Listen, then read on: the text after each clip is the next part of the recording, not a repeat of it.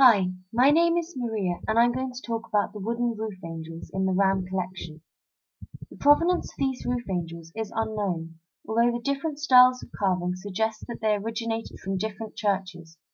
It is possible that they came from churches in North Devon or Somerset, as these are the local areas in which roof angels can still be found. However, it is entirely possible that they are from a different area. In particular, the two on the right bear a resemblance to those found in some Norfolk churches. These angels are part of the Harry Hems collection, one of the largest collections of medieval woodwork in Britain. Harry Hems was a woodworker and stone sculptor who originally came to Exeter to work on this museum building. He also spent much time restoring medieval churches throughout Britain, and whilst doing so accumulated a large collection of medieval woodwork, including these angels.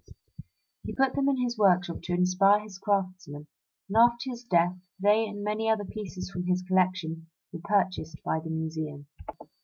A large part of the reason that these roof angels are so interesting is because they often go unnoticed. They are not a common form of church decoration, rarely found outside of East Anglia. They are normally found on roof beams of churches.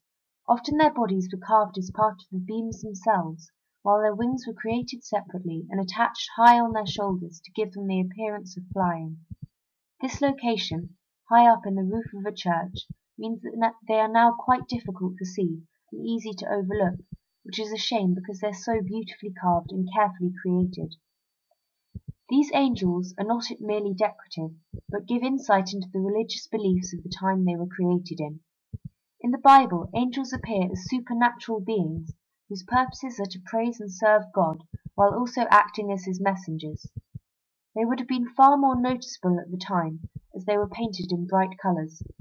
If you are interested to see what they would have looked like, there is a restored roof angel in the glass case in the courtyard room. Roof angels would therefore have served as devotional inspiration to the congregation below them, encouraging the idea that they were being watched over and protected in their often quite isolated communities.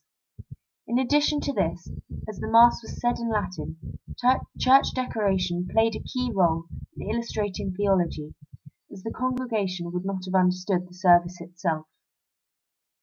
Furthermore, on larger roofs, angels were often positioned at different levels to reflect beliefs about the hierarchy of angels.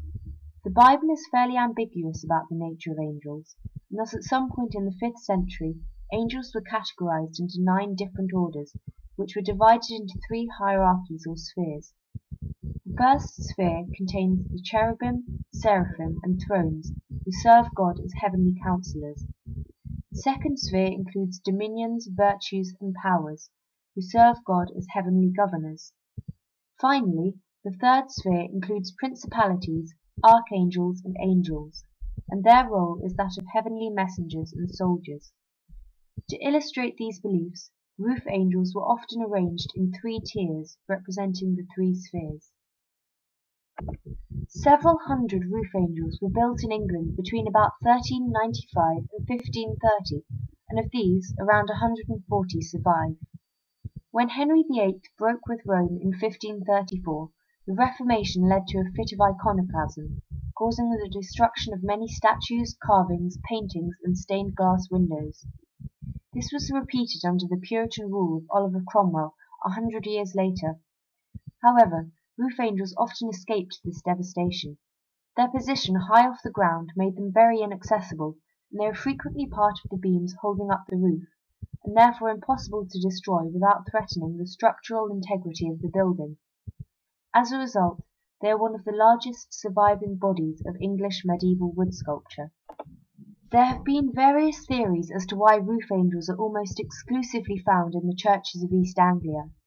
One suggestion is based on the art history theory of neuroplasticity. This is the idea that the images that societies use in their art are subconsciously influenced by their environment. It has therefore been suggested that the huge bird-filled skies of East Anglia encouraged the decoration of church roofs with angels. Another, rather less poetic suggestion is that East Anglia was fairly wealthy in comparison to other parts of Britain, and could therefore afford to decorate their churches more lavishly. Looking at the distribution of angel roofs throughout the country, the overwhelming majority are situated close to other churches with angel roofs. It therefore seems more likely that the style of decoration simply became popular in certain areas, which is why they occur more frequently in East Anglia, North Devon, and North Wales. When you look at them more closely, roof angels are really fascinating objects, as they represent so much more than you would think on first glance. This is why I chose to research them, and I hope I have helped convey this to you. So next time you're in an old church, look up at the roof, as you never know what you might see. Thank you.